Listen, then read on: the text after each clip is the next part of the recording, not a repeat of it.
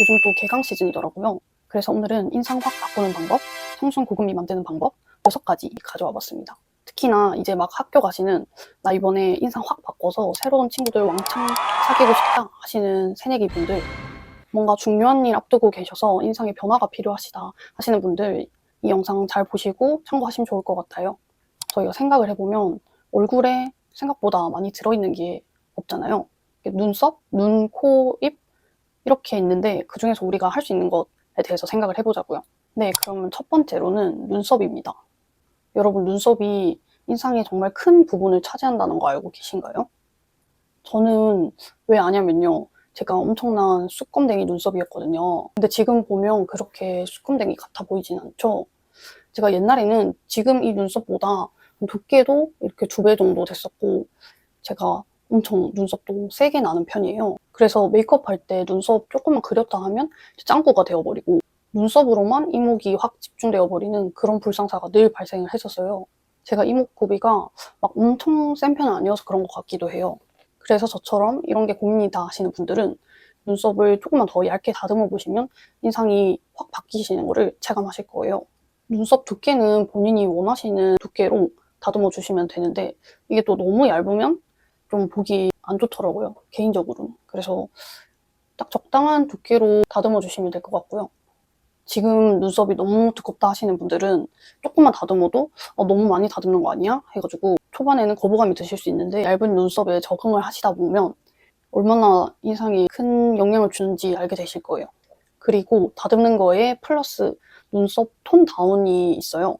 눈썹 염색이나 탈색이라고 하죠. 제가 직접 사용하고 있는 제품이 있어서 이걸 들고 와봤는데 이거 많이 아실 거예요. 이거 졸렌 제품이거든요. 여기 사용법 같은 경우에는 여기 잘 적혀 있거든요. 여기 1제, 2제가 있어서 여기 나와 있는 비율로 잘 섞은 다음에 눈썹에 바르고 한 10분에서 15분 정도 방치를 해두면 돼요. 그러면 이제 눈썹 탈색이 되는 거거든요. 이게 눈썹 자체가 완전히 탈색이 되어버리는 거라서 색 자체가 확 연해지면서 좀 메이크업 했을 때는 여리여리하고 자연스러운 눈썹을 만들어줄 수 있어요. 근데 저는 또 아무래도 머리색이 까맣다 보니까 머리색이 까마신 분들은 조금 머리색이랑은 안 어울린다라는 느낌을 조금 받을 수 있고요. 그래서 저는 탈색하고 나서는 브로우 컬러를 또 너무 연한 브라운 컬러라던가 이렇게는 가주지 않고 있고 연회색이라던가 조금 그래도 머리색이랑 맞출 수 있는 톤으로 그려주고 있고요. 탈색을 했는데 또 너무 색깔까지 브라운으로 가버리면 머리색이랑 조금 따로 노는 느낌이 있거든요.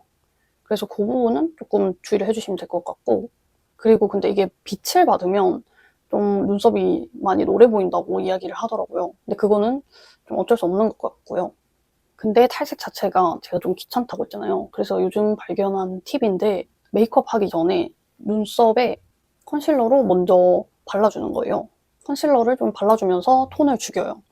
컨실러를 제가 지금 안 가져왔는데 그냥 이렇게 붓으로 바르는 컨실러 쓰면 되고요. 그게 만약에 없다고 하면 그냥 일반 파운데이션 써도 될 것 같아요. 그냥 컨실러를 위에 살짝 눈썹 결 따라서 도포를 하고 일반 피부 화장하는 것처럼 눈썹에도 화장을 해준다고 생각을 하고 좀 발라준 다음에 브로우를 그려주면 돼요. 컨실러 바른 후에는 이제 눈썹 그리는 건 그냥 중간중간 빈 곳만 좀 채워주고 눈썹 모양 잡아준다는 생각으로 그려주고 있어요. 또 너무 많이 터치를 해버리면은 눈썹이 좀 더 진해질 수 있어서 그렇게 해주고 있습니다. 그래서 보시면 지금도 눈썹에 그렇게 메이크업을 해둔 상태고요. 좀 엄청 자연스럽죠. 이게 그렇게 어렵지도 않고 엄청 간단한 방법이라서 이 방법을 한번 이용해 보시는 거 추천드립니다. 그리고 두 번째로 쉐딩인데요. 여러분, 제가 사진관에서 일한 적이 있었는데 이 사람 사진 보정할 때 가장 기초가 되는 게 뭔지 아시나요? 바로 음영입니다. 그래서 그때도 사진 보정할 때 음영에 엄청 신경을 많이 썼었거든요. 음영이란 게 너무 진해지면 부담스럽고 잘 조절해주면 느낌이 또 확 달라져요. 저희 메이크업 할 때도 사진 보정한다고 생각하시고 쉐딩에 신경을 써주세요. 저는 얼굴에 여백이 좀 많은 편이라서 요즘 화장할 때 쉐딩을 꼭 빼주지 않고 해주고 있는데요. 여기 코 옆부터 쓱 쓸고 눈 위, 그리고 입 아래, 그리고 턱이랑 볼 옆까지 다 해주고 있어요. 이 쉐딩 자체가 윤곽을 살려주고 얼굴에 입체감을 주는 거라서 사진 찍었을 때도 저희 사진 찍었을 때 이렇게 단면으로 보이는 거잖아요. 근데 쉐딩을 좀 열심히 해주면 사진도 좀 더 잘 나오는 효과가 있습니다.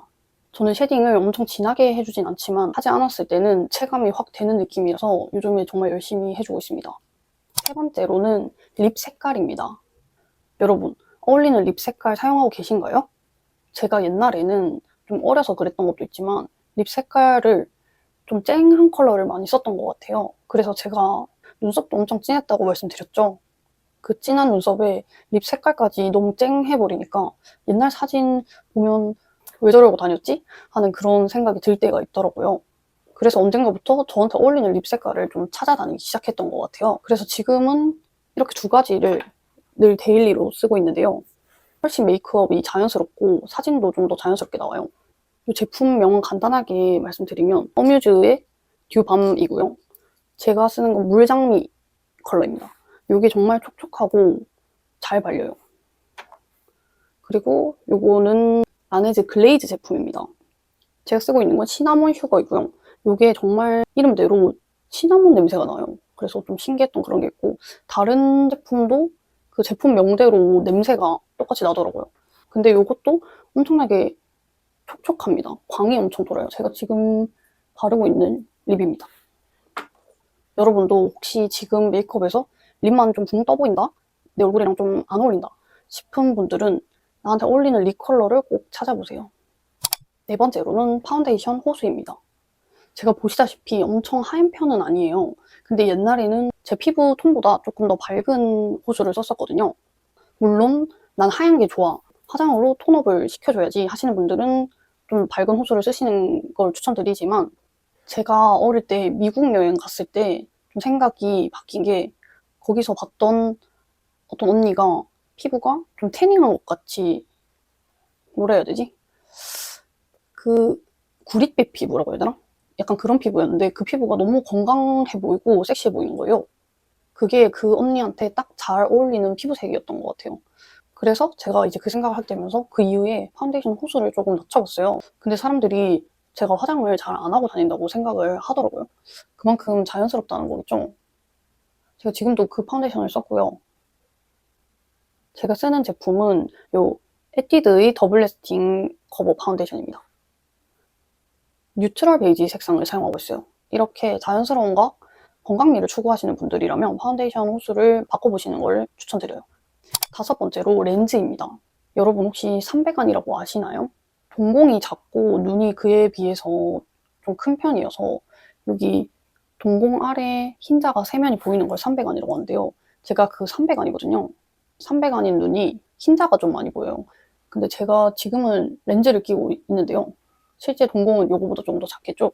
근데 제가 대학 시절에는 렌즈를 자주 끼고 다니지는 않았어요. 그래서 눈을 조금만 크게 뜨면 좀 무서워 보인다라는 얘기를 종종 듣곤 했었거든요. 아무래도 동공이 작으면 좀 그런 느낌을 주긴 하잖아요. 근데 또 동공 큰 강아지들 생각해보면 엄청 귀엽잖아요. 또 사람으로 생각해도 동공이 큰 분들을 생각하면 좀 포근하고 동글동글한 이미지를 주는 경우가 많은 것 같아요. 아무튼 인상이 좀 전체적으로 부드러워지는 효과가 있습니다. 물론 렌즈라는 게 관리도 잘 해줘야 되고 불편감이 많은 요소가 있지만 저처럼 같은 고민이신 분들은 뭐 중요한 날이나 인상에 변화를 주고 싶다 하는 날에 렌즈를 한번 이용해보세요. 여섯 번째로는 앞머리입니다. 제가 앞머리 내리는 걸 정말 좋아하는 사람인데요. 제가 곱슬이기도 하고 앞머리를 내리면 좀 너무 관리가 힘들어서 옆머리로 길러온 지 좀 됐었는데요. 앞머리 가발을 이용하기도 했었는데 이게 사진을 찍으면 좀 티가 나기도 해서 최근에 또 참지 못하고 앞머리를 이렇게 내버렸습니다. 근데 또 이 앞머리가 어떻게 내리느냐에 따라서 엄청난 차이가 있다는 거 아시죠, 여러분? 저희 언니가 얼마 전에 미용실에 가서 앞머리를 살짝 내리고 왔는데 진짜 코딱지만큼 내려온 거예요. 한 요거의 절반 정도? 근데 생각해보니까 그게 좋을 것 같은 거예요. 그게 왜 그러냐면 이렇게 살짝 옆으로 넘기고 싶을 때 이렇게 옆으로 넘길 수 있고 이렇게 해도 조금 자연스럽죠. 지금은 앞머리를 이미 내리고 있어서 그런데 그냥 머리 말릴 때 이렇게 옆으로 넘겨주면 이렇게 자연스럽게 머리가 넘어갑니다. 그 기장으로 제가 잘랐거든요. 그리고 내리고 싶은 날에는 이렇게 살짝 그래서 이렇게 내리고 싶을 때는 내려서 좀 얼굴이 작아 보이는 효과를 주고, 또 앞머리가 좀 무드 있어 보이잖아요. 좀 시스루뱅으로 그래서 이용을 해주고 있고, 저는 앞으로 당분간은 앞머리를 이런 식으로 내려서 다닐 것 같습니다. 여러분도 여러분 추구미에 따라서 앞머리 양을 한번 조절해보세요. 또 날에 따라서 아까 말씀드린 것처럼 앞머리 유무나 양을 조절해도 좋고요. 이렇게 옆으로 넘기는 머리는 또 이마 라인을 좀 가려줘서 좋잖아요. 저희 또 사진 찍고 할 때 이 옆에 머리 이마 라인이 보이는 게 조금 부각되어 보일 수 있으니까 그럴 때 이렇게 옆머리를 이용해주면 좋습니다.